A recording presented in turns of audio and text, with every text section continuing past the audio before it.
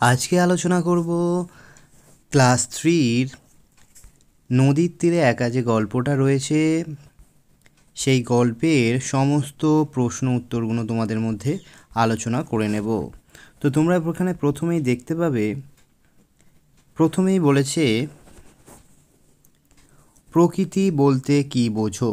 তো উত্তরটা হয়ে যাবে আমাদের চারপাশে গাছপালা, পশু পাখি, মানুষজন, নদী, নালা, খাল, বিল, এই সবকে প্রকৃতি বলা হয়। তো তোমরা এটা খাতায় লিখে নেবে। তারপর দেখো এখানেতে বলেছে প্রকৃতি যে উপাদান বা জিনিসগুলি নিয়ে গড়ে ওঠে তার কয়েকটি নিচে দেওয়া হলো, কয়েকটি নিজে লেখো। একজন প্রকৃত পড়ুয়া হিসাবে তুমি এর কোন কোন উপাদান পর্যবেক্ষণ করে কি কি জেনেছো আর শিখেছো তা লেখো। তো তোমরা এখানে দেখতে পাচ্ছ প্রথম উপাদান হচ্ছে গাছপালা। তো এখানে কি বলেছে কি কি জানি আর শিখি। তো তোমরা এখানেতে দেখতে পাচ্ছ অ্যান্সারটা করে দেওয়া হয়েছে। গাছপালা অক্সিজেন দেয়, ঠান্ডা বাতাস দেয়, পাখি পোকামাকড় প্রকৃতিকে আশ্রয় দেয়, গ্রীষ্মকালে ছায়া দেয়, ফল ফুল প্রভৃতি দেয়। অনেক ক্ষেত্রে বড় বড় গাছ ছোট গাছকে আশ্রয় দেয়। এছাড়া গাছ থেকে আমরা কাঠ, জ্বালানি ইত্যাদি পেয়ে থাকি। তারপর একটা দেখো এখানে বলেছে বাতাস। তো বাতাসেরটা এখানেতে দেখো বলে দেওয়া হয়েছে বাতাস বা হাওয়া ছাড়া কোনো প্রাণী বাঁচতে পারে না। বাতাস চোখে দেখা যায় না, অনুভব করা যায়। বাতাসের গতি হঠাৎ জোরে হলে তাকে আমরা ঝড় বলি। বাতাসে গাছের ডালপালা নড়ে আবার ভেঙেও পড়ে। গ্রীষ্মকালে দক্ষিণ দিক থেকে এবং শীতকালে উত্তর দিক থেকে বাতাস প্রভাবিত হয়। নেক্সট দেখো এখানে বলেছে পাহাড় পর্বত। তো তোমরা এখানে পাহাড় পর্বত দিয়ে দেখে নিতে পারছো, এখানে লিখে দেওয়া হয়েছে মাটি থেকে অনেক উঁচু স্থানকে পাহাড় বলে। পাহাড়ের থেকে উঁচু স্থানকে বলা হয় পর্বত। এগুলি পাহাড় পর্বতের মূলত পাথর দিয়ে তৈরি হয়। বেশিরভাগ ক্ষেত্রে এর ওপর জল থাকে আর প্রায় সব নদী এগুলির ওপর থেকে উৎপত্তি হয়। তো নেক্সট দেখো এখানে বলেছে নদী। তো এটাও তোমরা খাতায় লিখে নেবে।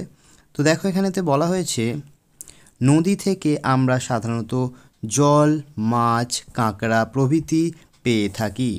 নদীতে শামুক, গেঁড়ি, গুগলি প্রভৃতি দেখতে পাই। নদীর চড়ায়, তীরে প্রভৃতি স্থানে নানান রকমের পাখি দেখি। এছাড়া নদী থেকে জোয়ার ভাটা, পলি স্তর, বাঁধ প্রভৃতি জানতে পারি। নেক্সট দেখো এখানে বলা হয়েছে সেটা হচ্ছে খোলা মাঠ। দেখো এখানে বলা হয়েছে খোলা মাঠে দেখা যায় নানান রকমের পোকা, কেঁচো, কেন্ন, নানা পাখি মাঠে থাকা, ছোট বড় খোলা মাঠ ঘাস, সেই ঘাসকে আশ্রয় করা পোকা বাসা।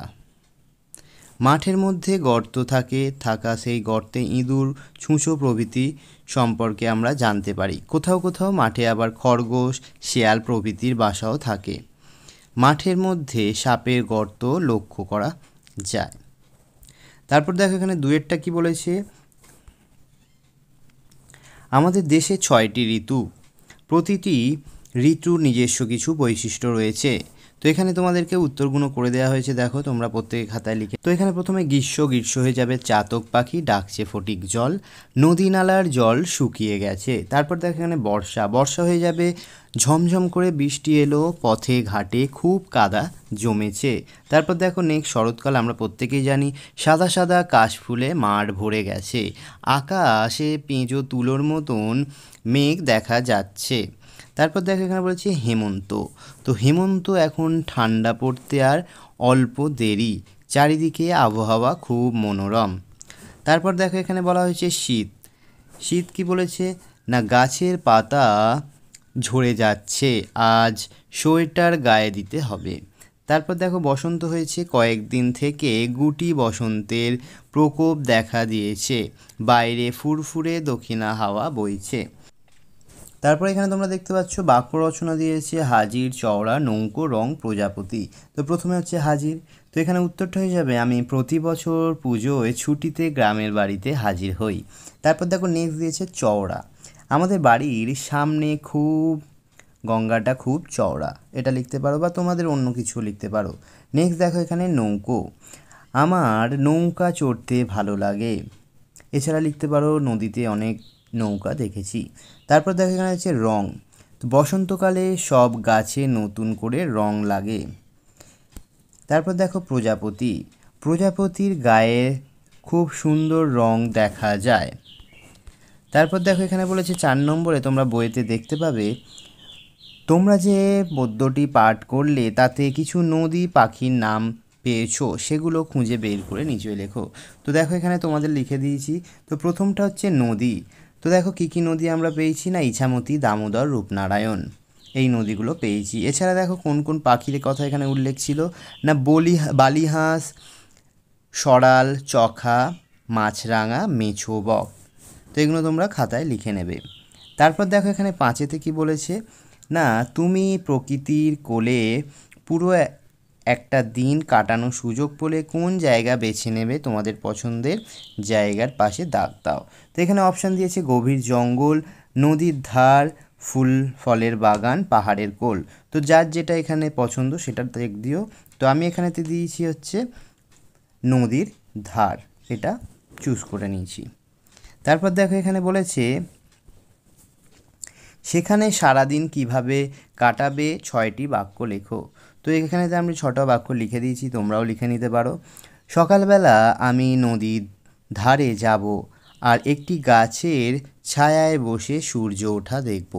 সারাদিন ধরে নদীর ঢেউ, নদীতে আসা পাখি, তাদের মাছ ধরা, নৌকোর যাতায়াত সব দেখব আর মনে মনে তাদের সঙ্গে যোগ দেব।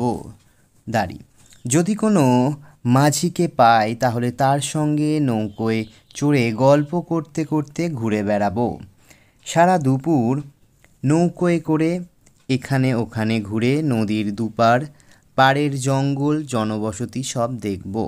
নদীতে কোথায় কোথায় গেলে কি কি দেখা যায়, কোথায় কোন পাখি আসে, কোথায় কি মাছ পাওয়া যায়, সেই সব মাঝির কাছ থেকে শুনবো। তারপর দিনের শেষে নদী, মাছ, পাখি, গাছপালা এবং আমার নৌকোর মাঝিকে সেই দিনের মতন বিদায় জানিয়ে নিজের বাড়িতে ফিরে আসব। তো এটা তোমরা কিন্তু খাতায় লিখে নিতে পারো। তারপর দেখো এখানে 6 নম্বরে তোমরা বইতে দেখতে পাবে ফাঁকা ঘরে ঠিক শব্দটা বসাও। তো এখানে দেখো নৌকোয় বসে দেখি মাঠে গরু ড্যাশ হয়ে যাবে, উত্তরটা চড়ছে, আর ছেলেরা চড়ছে গাছে। 2 নম্বরটা দেখো এখানে হয়ে যাবে প্রতিদিন আশা করে নদীর ধারে যাই, জোয়ারের জল আসা দেখব। তো এখানে দন্তের সহায়িকা হয়ে যাবে। তারপর দেখো এখানে 6.3-এরটা করে কি বলেছে, আমিও দম্বার পাত্র নই, মনুও নয়। তারপর দেখো 6.4-টা কি বলেছে, বহুদিন পরে গাঁর ফিরে গা জুড়িয়ে গেল। তারপর দেখো এখানে 6.5-এরটা কি বলেছে, কোনো বাধা না মেনে বাঁধা পাখিটিকে উড়িয়ে দিয়েছি। তারপর 6.6-এরটা কি বলেছে, সোনার চুড়ির আওয়াজ শোনা গেল। তারপর দেখো এখানে 7-এরটা কি বলেছে, না সেতু একই অর্থে শব্দ পাঠ করে খুঁজে নিয়ে লেখো। তো এখানে অপশান দিয়ে দিয়েছে সেতু, ছোট, নৌকা, বদলে, কুল, নির্মুখ। তো এখানে সেতু হয়ে যাবে পুল, ছোট নৌকা হয়ে যাবে ডিঙি, বদলে হয়ে যাবে পাল্টে, কুল হয়ে যাবে কিনারা এবং নির্মুখ হয়ে যাবে সাপের খোলস। ঠিক আছে। তারপর দেখো এখানে 8-এরটা কি বলেছে, না 8-এরটা বলেছে নিচের বাক্যগুলি থেকে কাজ, ব্যক্তি, বস্তু, গুণ আলাদা করে লেখো। তো 8.1-এরটা যেখানে যেমন মাটি তেমন তার দশা। তো এখানে এটা উত্তরটা হয়ে যাবে ব্যক্তি, বস্তু এখানে হয়ে যাবে মাটি, গুণ হয়ে যাবে হচ্ছে দশা, আর কাজ হয়ে যাবে হয় ব্র্যাকেটে উহা।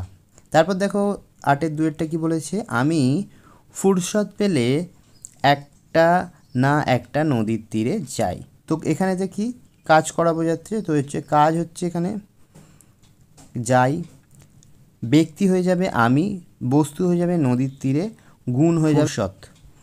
8.3-টা কি বলেছে, সেগুলো হয়তো শীত পড়তে না পড়তেই হাজির হবে। তো এখানে কাজ হয়ে যাবে হাজির, ব্যক্তি হয়ে যাবে সেগুলি, বস্তু হয়ে যাবে শীত, গুণ হয়ে যাবে হয়তো। 8.4টা কি বলেছে, তার চড়ায় চখা দেখেছি, কাদা খোঁচা দেখেছি। তো কাজ হচ্ছে দেখেছি, ব্যক্তি হয়ে যাবে আমি উহ্য, বস্তু হয়ে যাবে চড়া, গুণ। তারপর দেখো 8.5-এরটা কি বলেছে, 8.5-এরটা কী বলেছে না, এখানেতে দামোদরের এমন জোয়ার ভাটা খেলে না। তো কাজ হচ্ছে কি, খেলে না, ঠিক আছে। বস্তু হয়ে যাবে দামোদর, গুণ হয়ে যাবে জোয়ার ভাটা।